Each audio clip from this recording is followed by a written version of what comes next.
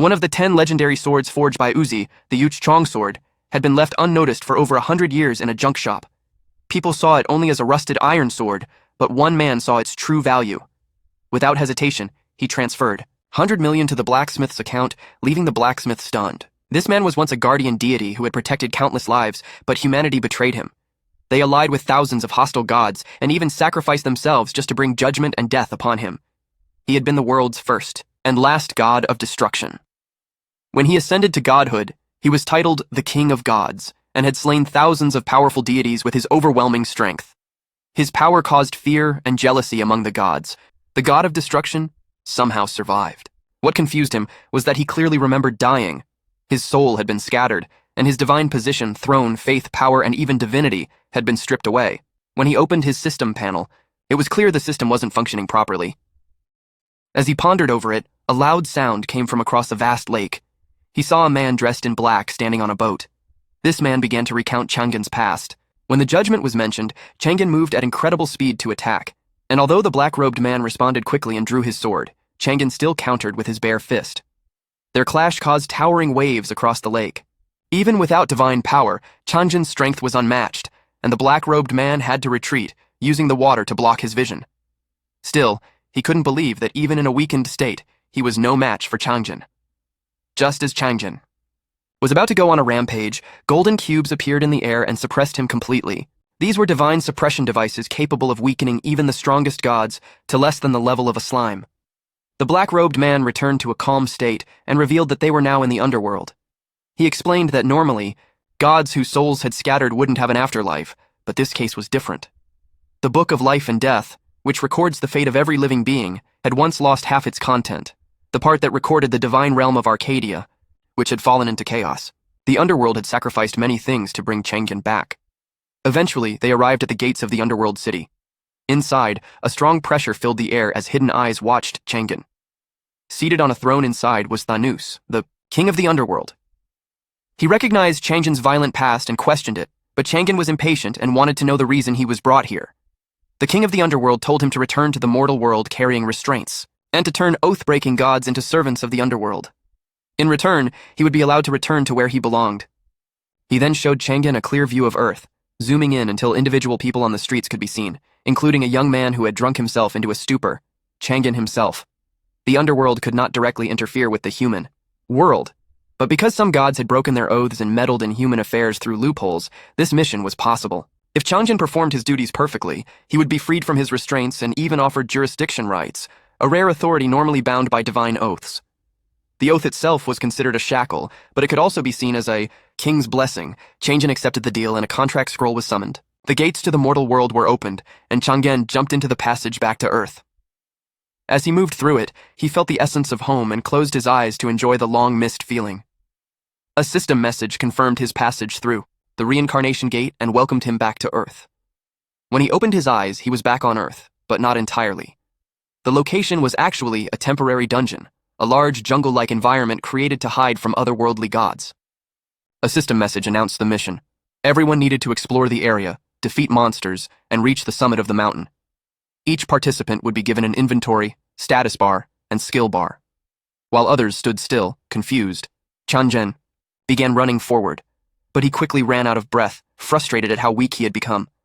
He opened his system panel and realized that although his reincarnation preserved everything, his abilities had been sealed and reset to avoid detection by foreign gods. Despite this, he didn't give up and searched for the special ability promised to him by the Underworld King. At first, he couldn't find it, but then the system updated. The question marks disappeared, and the panel displayed low-level stats and 2 unique skills: Soul Exploitation and Execution Sword. Soul Exploitation allowed him to imprison the souls of enemies he killed using his sword, storing them in his inventory and burning them with hellfire to extract energy. Another skill, Execution Sword, was considered the strongest developmental skill in the divine realm, allowing the user to seize parts of a criminal's skills, including divine powers, theoretically enabling the collection of countless abilities to become all-knowing and all-powerful. Shang Tsung thought the Underworld King must have been greatly angered by otherworldly gods to be granted such skills, but Execution Sword had strict usage conditions. The target had to be an Oathbreaker, and if the opponent was stronger, there could be a dangerous backlash. For safety, Shang Tsung decided to seal the skill temporarily and planned to unseal it later when his strength grew. Suddenly, a monster appeared behind him, a black mamba snake with an open bloody mouth ready to strike. Shang Tsung felt a flash of excitement as he summoned his beginner weapon, a rusted short sword, and with lightning speed he pierced the black mamba's body in one strike. The system notified him that he had killed the black mamba perfectly, rewarding him with the basic short sword skill, attribute points, and experience. Shang Tsung sneered at these rewards, but one caught his interest. The deity called the Avid Hunter was showing interest in him because dungeons were trials where deities selected their divine officials, sometimes choosing apostles to represent their will. Humans initially feared and hated dungeons, but later many competed eagerly to enter. However, 99% of people died in the dungeons because arrogant deities and star gods saw human lives as insignificant, like sweets after dinner. Only a very small number of chosen ones could barely pass unless they showed extraordinary talent. At that moment, surprise appeared in Shang Tsung's eyes as he learned the Avid Hunter's true name was Pablog, a war god skilled in hunting, with various weapons. But what really pleased Shang Tsung was that Pablog's mother was the ancient evil dragon Tiamat, a legendary figure from ancient Babylon, whose strength was said to rival Zeus, king of the gods. Attracting her attention meant she was very satisfied with Shang Tsung's short sword skills. The system then notified him that the Avid Hunter was curious about the hunting techniques he would show next.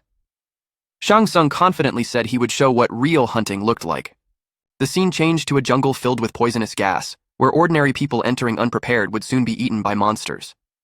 Shang Tsung wanted to show the Avid Hunter something special by using the style of a snake hunter. Suddenly, 2 black mambas appeared behind him, rushing like startled birds. Shang Tsung was faster, drawing his short sword and swiftly cutting one black mamba in 2. He became like the god of death, mercilessly killing black mambas across the jungle, frightening them into recognizing him as their natural predator. He followed their trails relentlessly, killing the remaining monsters.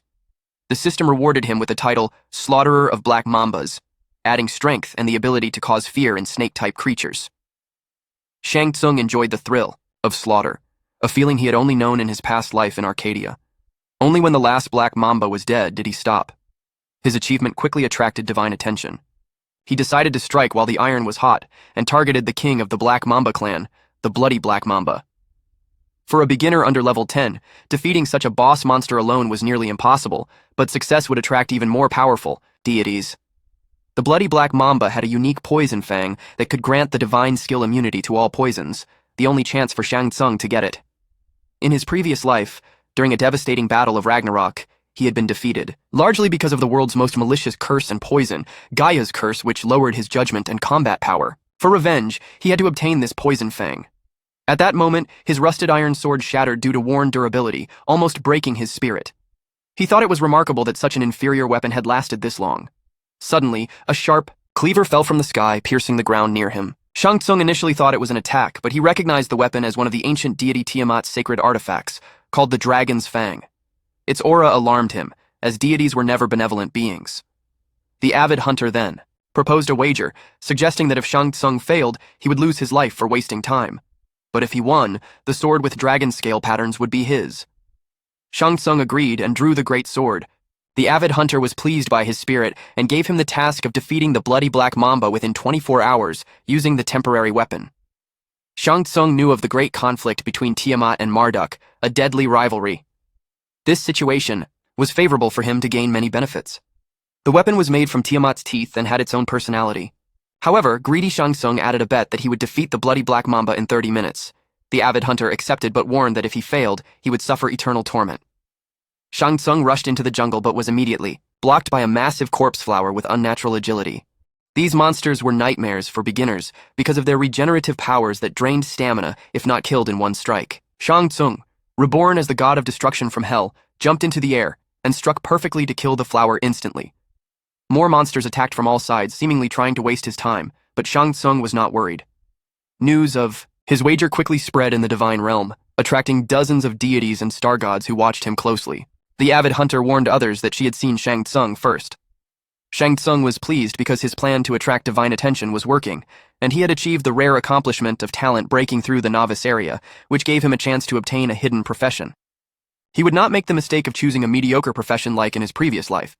At this early stage, rare professions like Dragon Lord or Dark King were likely impossible, so he chose Berserker as the optimal choice. Berserker increased attack power but risked loss of rationality, which Shang Tsung was confident he could control. Only Berserker gave him a chance to win the bet. Normally, the bloody black mamba was a monster even level 20 players struggled with. When profession results appeared, Shang Tsung was shocked to see Berserker missing, and most professions were low level and weak. He was in a dilemma, with the bloody black mamba behind him and less than 6 minutes on the countdown. Luckily, the last profession on the list was Runic Mage, the most destructive beginner profession, stronger than a fully berserker in pure power, but weaker in close combat. His past life experience was enough to compensate. Shang Tsung chose Runic Mage for his first profession, gaining dexterity and intelligence points, new attributes intelligence and willpower, and the basic skills rune inscription and rune creation. He allocated 30 points to intelligence and 25 to willpower from his 55 free attribute points. The bloody black mamba suddenly charged at him, but Shang Tsung dodged and activated rune creation. His eyes glowed azure blue as he placed his hand over his longsword and cut his fingertip to use his blood to inscribe runes on the blade. The system notified him that he had successfully inscribed an explosive rune. The deities were shocked that a beginner was so skilled in runic texts. With the rune enhancement, magical power surged from the blade, creating pressure that made the air vibrate. The rune would exert 5 times its power for 1 minute, but it exhausted his mana. With a roar, Chang'un raised his sword and engaged the monster in battle, and their fierce clash sent a magical wave rippling through the jungle that was visible even from the distant safe zone. Park Hong watched nervously, sweating heavily as explosion sounds had been coming from the jungle for some time, but this last blast was louder than any before, and even from the safe zone he could feel the energy from the explosion. While everyone was still puzzled, the system suddenly notified them that player Li Changsung was assaulting the boss monster Bloody Black Mamba, leaving everyone shocked and wide-eyed, especially Park Hong, who initially could not believe it but had to accept the truth when he saw the golden cross-shaped light in the smoke, an effect that only appeared with skill-critical hits, which showed that Li Chang'un possessed unimaginable combat power. At that moment, a thought he had never considered before arose in his mind that perhaps everyone could safely escape from the dungeon. As the smoke cleared, 2 figures emerged from the brilliant haze, both realizing that this strike would decide life or death.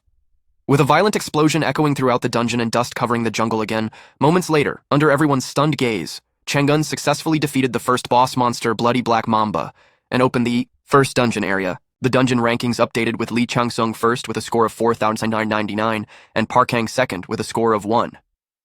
Chang'un stood proudly on the mountaintop like a war god, and Park Hang witnessed the unforgettable scene marking the birth of humanity's new 10 kings. After defeating Bloody Black Mamba, Chang'un roughly threw the monster's head into the safe zone, and the fierce aura still radiating from his body made everyone tremble with fear, worried he might attack them as well. When they confirmed that the burly man was a player, Chang'un gave a command that he had taken down the first area's boss and left the remaining small monsters to others. Park Hang quickly volunteered to clear space for his training, but Chang'un refused the gesture and carried the monster's head by himself into the jungle without looking back, not wanting to be observed like an animal because he had secrets that must not be revealed. After Chang'un left, everyone in the safe zone sighed with relief, as merely sharing space with him created a heavy pressure that made them uneasy. Some even whispered that Chang'un was a demon, which made him laugh heartily because if he truly were a demon, everyone would already be dead. What nobody knew was that Chang'un heard every word clearly. He chuckled lightly, knowing that displaying such powerful abilities in the novice area made their fear unsurprising. Chang'un then moved to a spacious and quiet place to avoid disturbance, where he inscribed an isolation rune that blocked small monsters and other players. He summoned his system panel to organize the rewards from killing the boss and winning the bet. Besides the 3 basic mission rewards, he received 2 additional achievement rewards. He checked these first and smiled slightly because his level was too low for good rewards, and the Dragon's Fang he already had was enough for the entire novice period, so the best option now was attack points. After confirming this, Chang'un received 15,000 attack points at once, which were useless during the novice period, but could be exchanged for powerful items with special effects once the mall opened, meaning attack points were like money for mortals. Then Chang'un opened his status panel, and thanks to single-handedly killing the boss-level Bloody Black Mamba, his current attribute points were extremely high, and even level 30 players might not be able to defeat him. Just then, a ringing sound interrupted his thoughts as several deities showed interest in Chang'un quite openly, angering the avid hunter who warned the gods and even invoked her mother, the ancient dragon goddess Tiamat. The avid hunter then asked Chang'un what reward he wanted as an extra prize for their betting contract, and to his surprise, she opened the dragon's treasury, revealing countless precious treasures that would drive many people crazy if taken outside. However, Chang'un was already prepared, and under the confused gazes of the deities, closed the reward list without selecting anything. The unclaimed rewards converted into 1 million attack points because he knew accepting rewards now would bring trouble from his enemy god Pabilse in the future. and rumors said the reward system could accumulate effects for use at critical moments. This displeased the avid hunter, though one reward remained available. But Changun again rejected it coldly, which made the avid hunter furious because no human had ever dared to insult her like that before.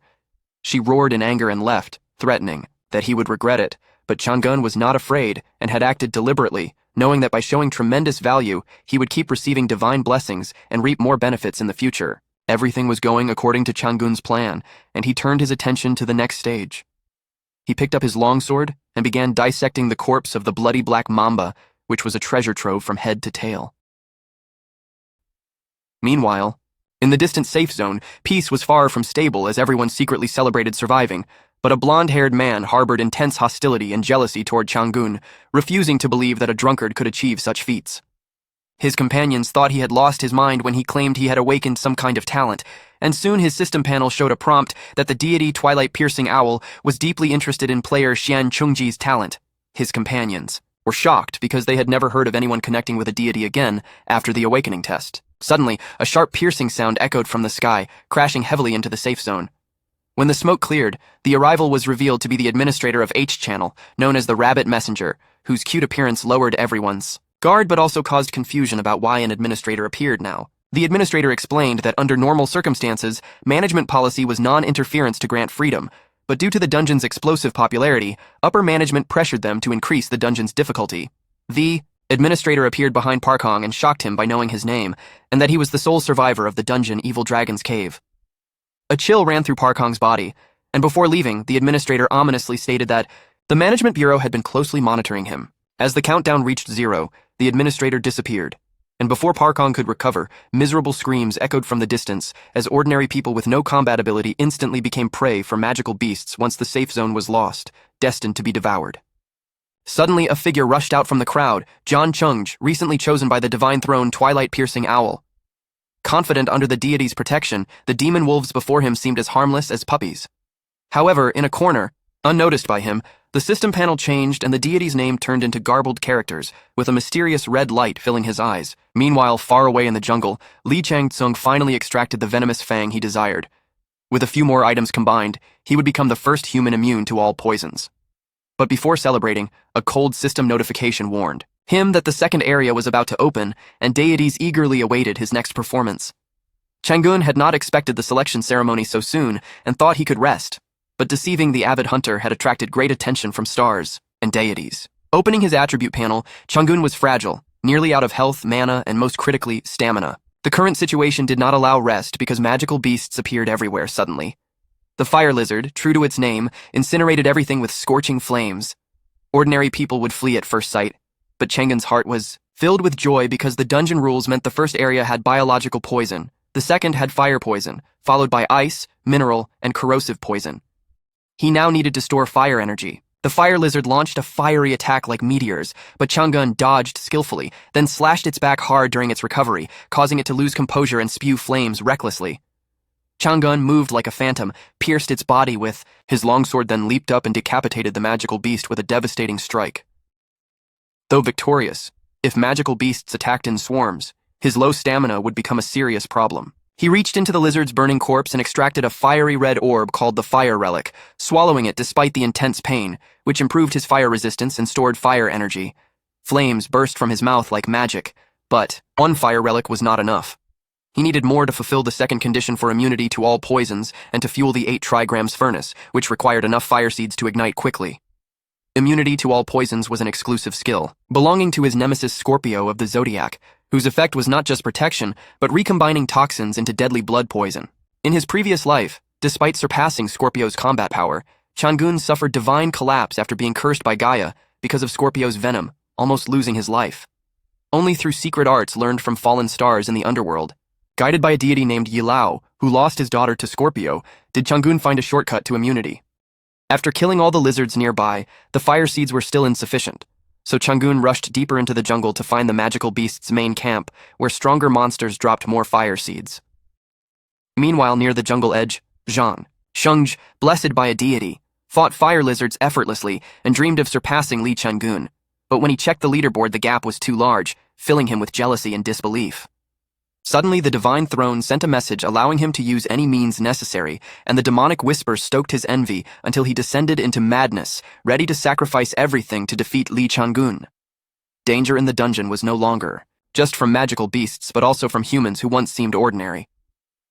A few days ago, Lee Chang-gun suddenly transformed into a divine candidate, which naturally caused some psychological turmoil.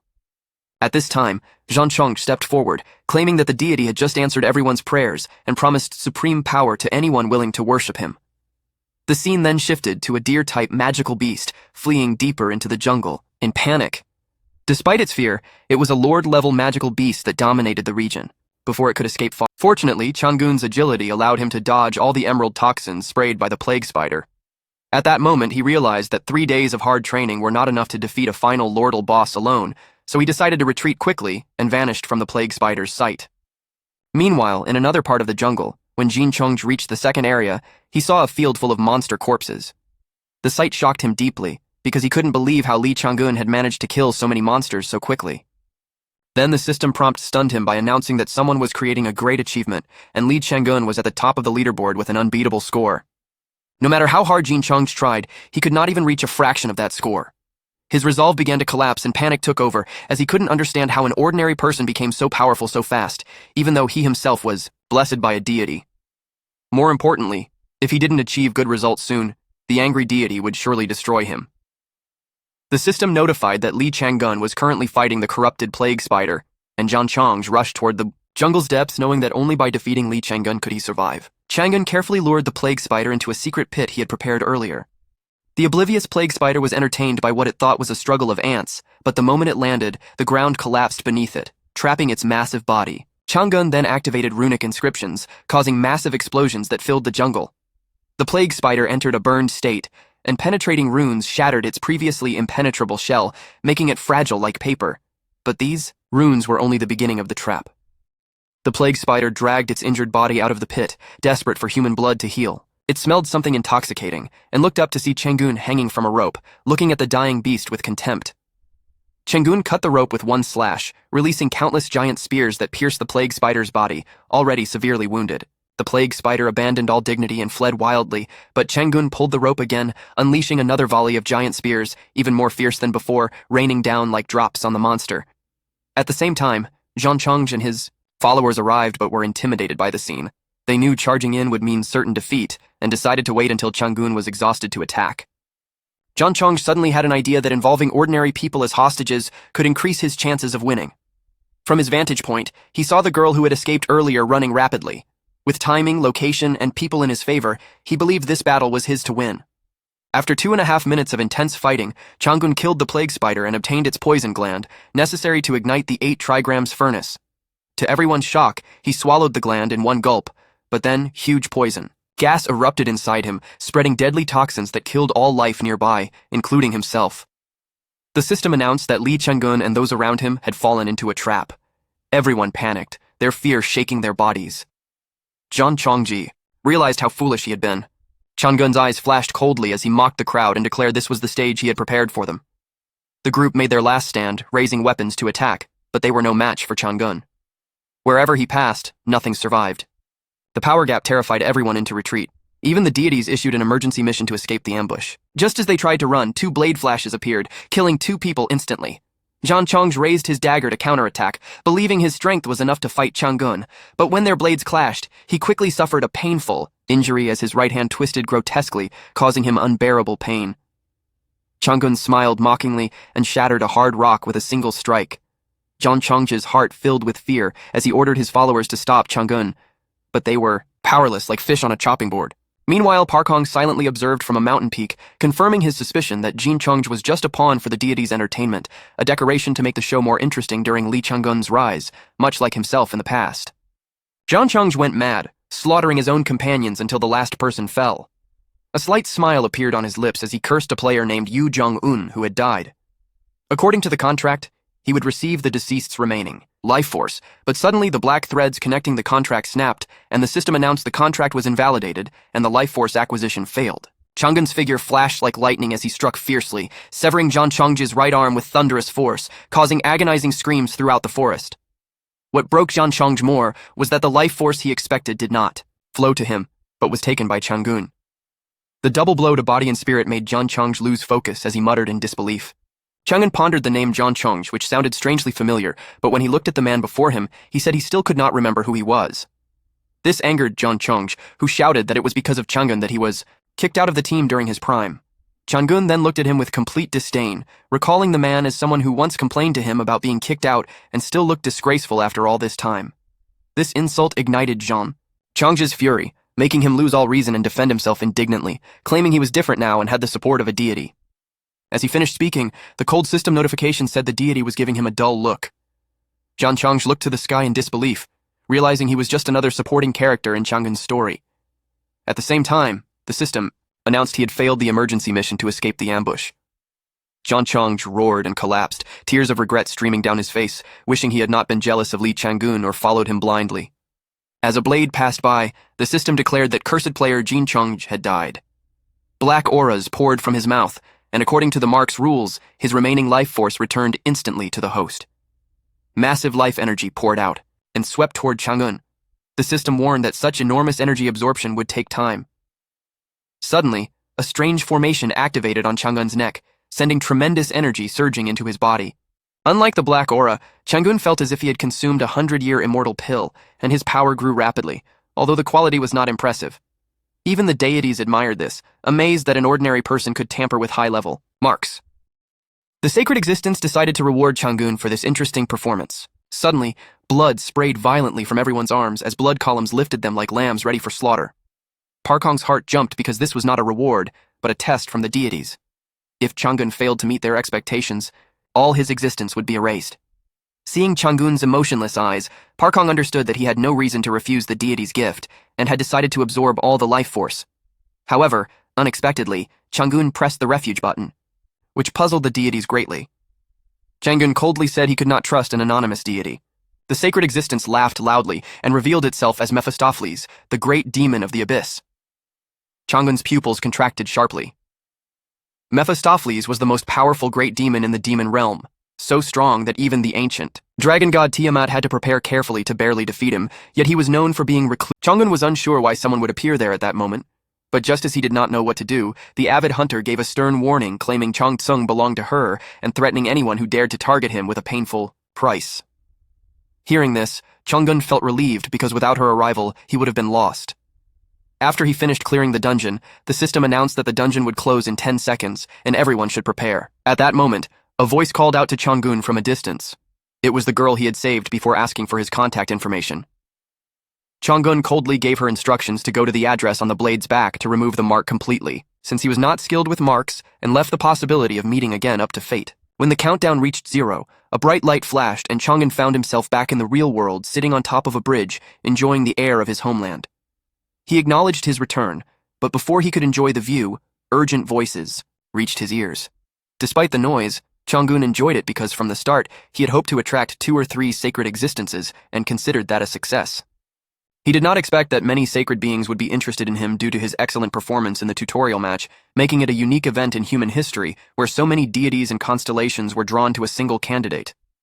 The system then announced the mission scenario to select a guardian who would support him with blessings and protection on his journey to become a hero and advised him to think carefully before choosing one for life. The deities began to offer their help, with the avid hunter promising nearly perfect hunting skills and swordsmanship, a sacred existence offering to make him the sole primordial sword under its name, but Chang'un was not in a hurry to decide. Only 3 deities were truly beneficial: the war goddess Pabloag, the earthly serpent Dormund, and the great demon of the abyss Mephistopheles. Other constellations were not comparable except for one special presence. The system then notified that the twilight-piercing owl had shown favor toward Chang'un. This was Minerva, the moon goddess of wisdom and warfare, and the bearer of Mephistopheles' seal, who fought eternally for justice and had taken an interest in Chang'un because of his resistance to the mark's temptation and protection of others. This was exactly what Chang'un had hoped for, as her blessing balanced the scales that had been tipping toward evil.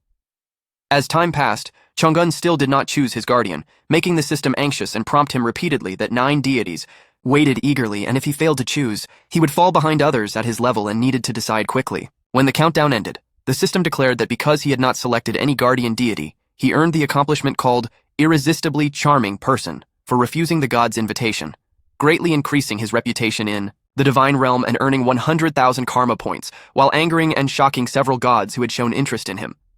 Soon after, Chang'un arrived beneath a tall and luxurious building and felt that entering it would be harder than clearing the dungeon. Meanwhile, at the WPCF Association, which was the World Player Committee of Freedom under the United Nations Security Management Office, responsible for managing dungeons and portals that had appeared decades ago and changed Earth's ecology, a woman named Xion was angrily staring at a screen.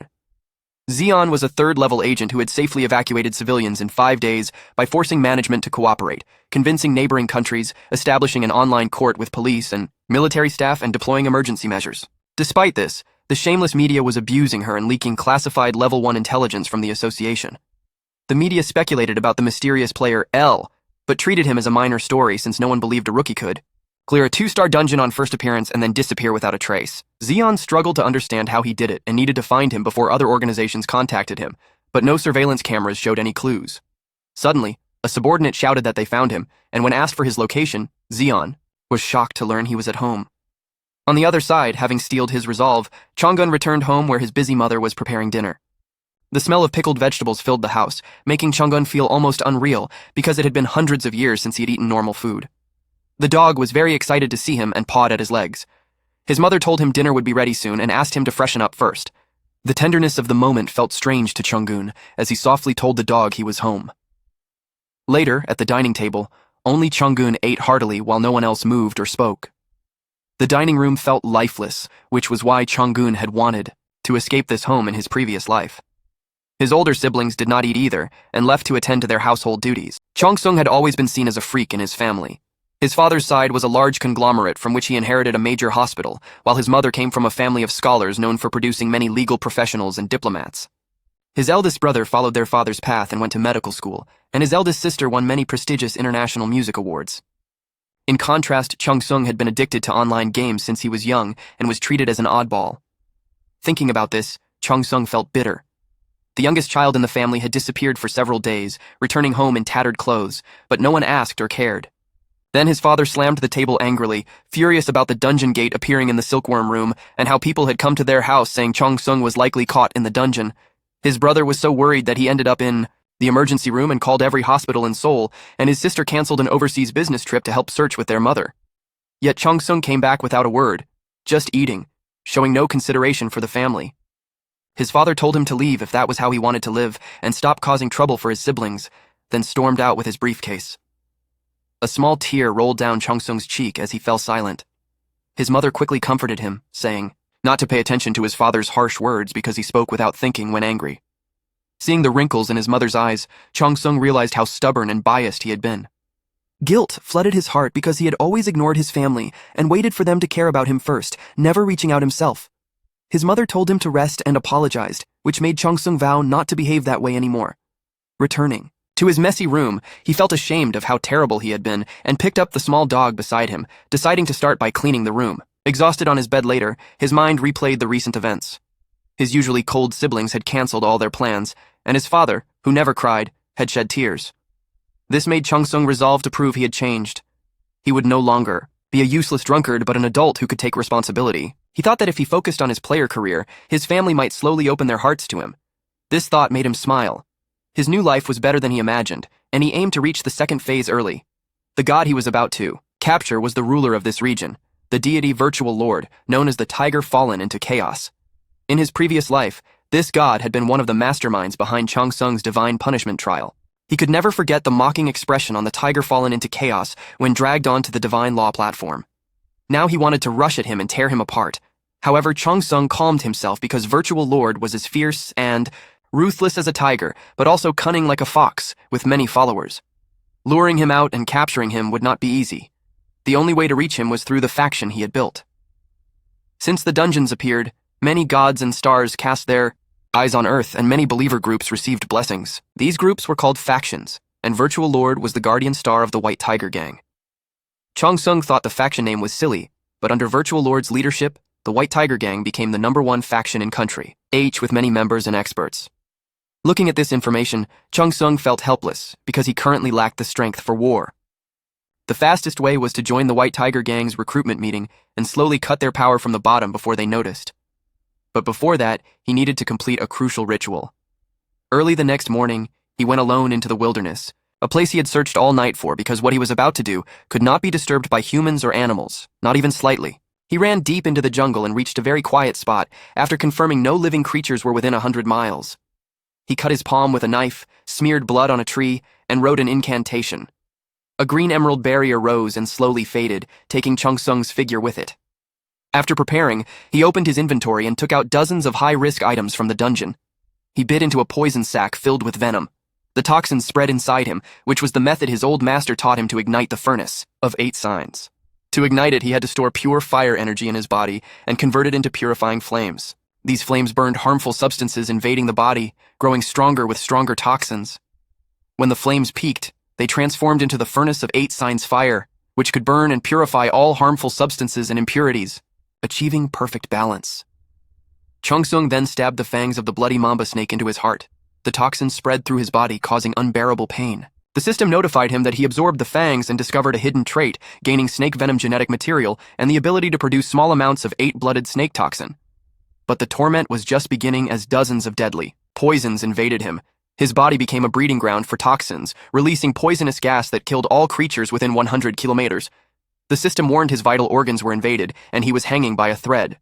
Chung Sung consumed the toxins from the poison thread, and as the last toxin invaded, his body was covered in strange green color. The system alerted that 5 types of toxins conflicted, rapidly deteriorating his poison state. He stayed still, letting the toxins wreak havoc until his body almost failed. Then flames erupted from his mouth, surrounding his body. Under toxin enhancement, the flames burned fiercely. The system announced he successfully ignited the legendary furnace of 8 signs fire and gained the ability to use it. His body recovered and rebuilt, burning all toxins away. He unlocked the Phoenix Reborn from Fire achievement, gaining a 15% all stats increase and the continuous purification skill with immunity to toxins purified by the furnace of 8 signs fire. He also gained the poison blood skill. A new exhilaration filled Chung Sung because he had achieved the first condition for immunity to all poisons, immunity to 10 toxin types. He opened his quest panel and saw his impressive attributes, feeling satisfied. Without exaggeration, he was unmatched by anyone below level 50. Next, he needed weapons for the recruitment meeting. Moments later, he arrived at Handmade Shoe Street in Gyeongsudong. The street was dilapidated and chaotic, not a place for divine weapons. Chung Sung came because before leaving Hell, the king of the underworld told him his most unique trait from his previous life as the god of destruction was weapon diversification, meaning he needed many weapons to ensure his strength. This meant he needed a blacksmith who could forge diverse weapons, a rare skill even in the divine realm. In this shop with no nameplate, Chung Sung found Uja, the strongest blacksmith in the world. The broken, rusty door lock showed the shop had been closed for at least 5 years, but the rich divine fire aura coming through the gaps proved he was in the right place. The intense aura even made the avid hunter nearby widen her eyes, smelling good iron. Chung Sung smashed the iron lock loudly and saw a floor covered with dusty iron swords. Seeing these weapons confirmed his guess because each sword could sell for huge prices. A completely rusted sword caught his attention. He picked it up and examined it. Though covered in rust and fragile, the aura made him sense its extraordinary nature. He noticed a particular spot on the blade, and his pupils contracted. Suddenly, a tall, dark figure appeared, leading a giant wolf at the doorway. Chung Sung was shocked to see the man was blind. The blind man learned of Chung Sung's intentions and mocked him for looking for a blind person to custom-make weapons, questioning whether he was bold or had money to waste. The avid hunter nearby agreed that such high-quality weapons could not come from a blind person's hands. The blind man let his dog loose and said the blacksmith had left long ago. Chung Sung smiled slightly and said that even if that was true, the furnace's flames had never gone out, and the calluses on the statement shocked the blind man like an explosion. But before he could react with curses, Changgun showed concern that his old companion who served as his eyes should not go hungry. The blind man fell silent, and Changgun immediately took advantage by offering a large sum of money, 10 million for each completed weapon, 50 million more after all weapons were finished regardless of quality, and an additional large bonus if the quality surpassed expectations. After a brief hesitation, 10 million was transferred to the blind man's bank account, which seemed unreal to him. Changgun then clarified that this was only a signing fee, not a deposit, and offered to add another 5 million if needed. The blind man asked for the extra money to pay overdue rent, which Changgun promptly sent. Changgun then listed the weapons needed: a 5-meter-long whip, an assemblable spear, 5 battle axes, 1 small axe, 4 different types of swords, 1 shield, a bow and arrow, and a set of armor. The blind man immediately refused the job and the money, but the only reply was a notification of 100 million deposited into his account to cover materials, along with a warning that failing to complete the contract would require paying triple the penalty fee. The blind man cursed Changun as a madman, but reluctantly accepted the request, knowing it would take considerable time since he had not forged in a long time and needed to regain his skill. He also needed a special hammer to use with his furnace, but it had been stolen by his senior brother, who betrayed their family after their father died and joined the High Off sect, one of the 10 major factions. Changun showed no interest in the background and only wanted the address to retrieve the hammer. The blind man was shocked that Changun planned to take the hammer alone from a dangerous place, but Changun's eyes showed cold killing intent and confidence that he would kill everyone there and leave no evidence. The blind man realized this was why he was drawn to Changun, sensing that if Changun was his boss, the job could be accomplished. He gave Changun the location where the hammer was hidden, a tomb on Fenghua Mountain in Zhengwang district called Seoul. Meanwhile, 3 uninvited guests arrived at Changun's home, immediately exchanging cold mockery. These guests were renowned figures from other factions: Yu Yingjing, the human resources director of Wisdom Sword known as the Black Persian Scimitar, and Seo Zhongquan, the second team captain of the White Tiger Gang's battle team called Saber-Tooth Tiger. Xian, who was with them, realized that both groups personally visiting for a rookie on the same day was unusual, signaling that Li Changun must be hiding secrets unknown to the association. If they could not recruit him, they would find ways to block other factions from recruiting him. As Xian took her seat, the groups argued heatedly, their tension almost destructive, until Changun's mother interrupted and confirmed that all 4 came to recruit her youngest son. Both sides eagerly presented generous offers, but Changun's mother said the decision was for her son alone to make and asked about his recent 5-day stay in the Silkworm Room dungeon. At the same time, Changun followed the blind man's directions to a deep mountain forest. Intelligence showed that High Off recruited his senior brother for a secret mission to open a tomb-shaped dungeon. The sect needed a high-level blacksmith to forge a key component to open the stone door. Changun observed the heavily guarded entrance and suspected the dungeon contained massive rewards. After reporting to his mother, he researched High Off, but found only negative information linking them to Gray Industries, confirming his decision to show no mercy and kill them all. Then a system notification announced that the sacred existence Twilight-Piercing Owl was pleased with his sense of justice and granted him the blessing of unyielding spirit, which provided immunity to mental control. Changun thought he was misunderstood and would have preferred blessings like Wise Eyes or Goddess Blade. He then pulled out a mask that caused cognitive obstruction, hiding his true identity from investigation, and a dagger radiating intense cold. The dagger flew out with lightning speed, freezing the guards instantly in sharp ice. Changun moved through the crowd, his blade slicing enemies into fragments, but he was not satisfied and activated his blood poison skill by cutting his palm, letting poison seep through the ice and into their bodies, causing agonizing screams. Entering the dungeon, the mask made the dark space appear bright to him. He knew the furnace for forging the key should be near the boss room entrance. Taking the opportunity to defeat the boss and claim rewards was ideal, but an unexpected situation occurred when Changun stopped suddenly and commanded someone to come out. A cunning rabbit appeared from behind, a dungeon administrator named Harold. The sacred existence avid hunter was surprised by this, wondering why Harold was there. Harold smiled contemptuously as other sacred existences looked on with pity, calling him foolish. Harold's presence was to write a report about Changun, which unsettled him because reports were important for godly management and assessments. Changun's knowledge of the report confused Harold, who was forced to begin writing detailed notes immediately. Many gods had taken interest in Changun, including the Management Bureau, which pressured Harold to secretly follow him but kept him discovered. Harold feared losing report rights would ruin his career. Changun then offered to let Harold keep the recording rights if he helped him later. Harold agreed, and a magic circle appeared, establishing a contract. The system confirmed. That player Li Changun and Administrator Harold had entered a mana pact. Harold regretted agreeing as he realized Changun knew about magical contracts, proving he was no ordinary rookie. Elsewhere in the dungeon, Half-Battle Department Chief Li Chisong cursed his subordinates after 9 failed attempts to forge the key. Failure would mean punishment or sacrifice. He demanded that Chen Dahan, Changun's senior brother who joined High Off, be brought before him. Chen Dahan was humble and promised he could forge the key with more blood. Li Chisong kicked him in anger, regretting entrusting the task to an unknown waste. He warned Chen Dahan to remember the threat if he failed again. The system announced new data loading and a leaderboard update revealing Li Changun's name, which did not belong to their faction. Back in the dungeon, with Changun's permission, Harold's report writing sped up, but he was still shocked that Changun cleared 3 dungeon areas in just 30 minutes, effortlessly slicing large iron balls and intercepting arrows as if he memorized all traps. The Crus 921 dungeon had been uncleared for 4 years. Even more shocking was that Changun attracted the attention of 12 constellations among the 28-star mansions, a feat not seen in 100 years. Herald, thought of the god of destruction, a powerful being who terrified gods and star races but had ultimately fallen.